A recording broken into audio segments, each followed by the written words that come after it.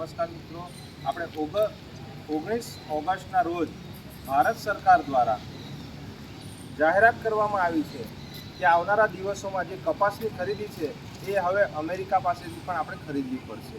પણ અમારે ભારત સરકારને કહેવું છે અને રાજ્ય સરકારને કે અહીંયા ગુજરાતમાં અને સમગ્ર દેશમાં એટલો બધો કપાસનું ઉત્પાદન થાય છે કે આપણે બીજા દેશમાંથી આપણે કોઈ ખરીદી કરવાની જરૂર જ નથી. અને જે ભારત દેશના વડાપ્રધાન છે નરેન્દ્ર મોદીજી, એ જ્યારથી 2014થી વડાપ્રધાન બન્યા છે ત્યાર પહેલાં પણ 1300 રૂપિયા જે કપાસનો મણનો ભાવ હતો અને એવી જ રીતે 1100 થી 1200 રૂપિયા થયા છે. અને અત્યારે હાલની વાત કરીએ તો હાલ પણ આ કપાસનો ભાવ મણે 1300 રૂપિયા અને 1000 થી 1100 રૂપિયા છે.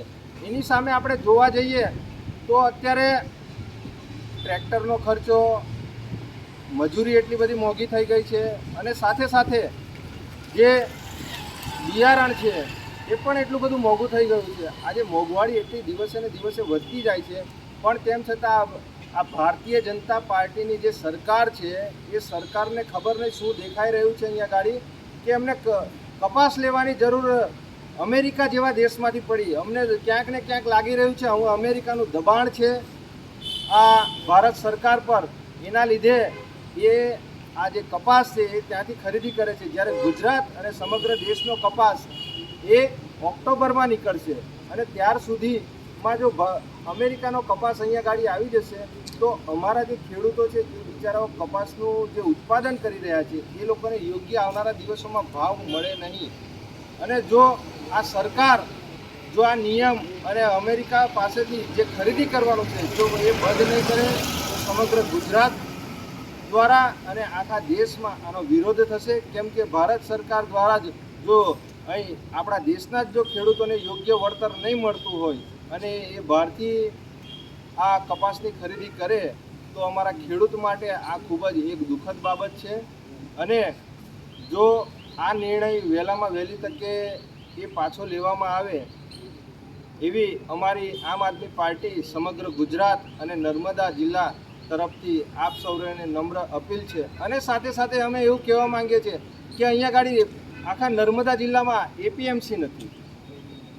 જે કપાસ હોય કે કોઈ પણ જાતનું જે મટીરિયલ છે કાચો માલ, બરાબર, તો એ કાચા માલ માટે અહીંયા ગાડી કોઈ પણ ખરીદી માટે કોઈ સેન્ટર નથી. અહીંયા ગાડી ઘણા બધા નાના મોટા વેપારીઓ છે, દલાલો છે, બરાબર, એ લોકો પોતાની ટકાવારી કાઢી અને એ લોકો બહાર આ બધો કાચો માલ સપ્લાય કરે છે.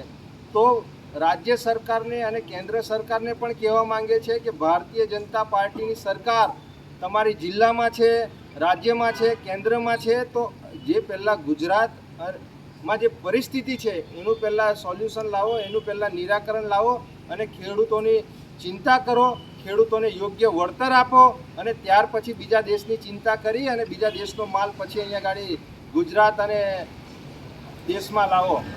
એવી અમારે દેશના વડાપ્રધાન શ્રી નરેન્દ્રભાઈ મોદી સાહેબ અને માનનીય મુખ્યમંત્રી શ્રી ભૂપેન્દ્રભાઈ પટેલ સાહેબ શ્રીને આ ખેડૂત તરફથી, આમ આદમી પાર્ટી તરફથી આપ સર્વેને નમ્ર અપીલ છે કે આ બાબતે તાત્કાલિક ધોરણે નિર્ણય લઈ અને એનો જ્યાં અમેરિકામાંથી જે કપાસ આયાત કરવાનું છે એને બંધ કરે અને ગુજરાત અને દેશનું જે અહીંયા ગાડી જે કપાસ છે એને યોગ્ય ભાવ આપી અને ખેડૂતોના ન્યાય આપે એવી આપ શ્રીને અમારી આજે નમ્ર વિનંતી છે. નિરંજનભાઈ વસાવા, નર્મદા જિલ્લા પ્રમુખ.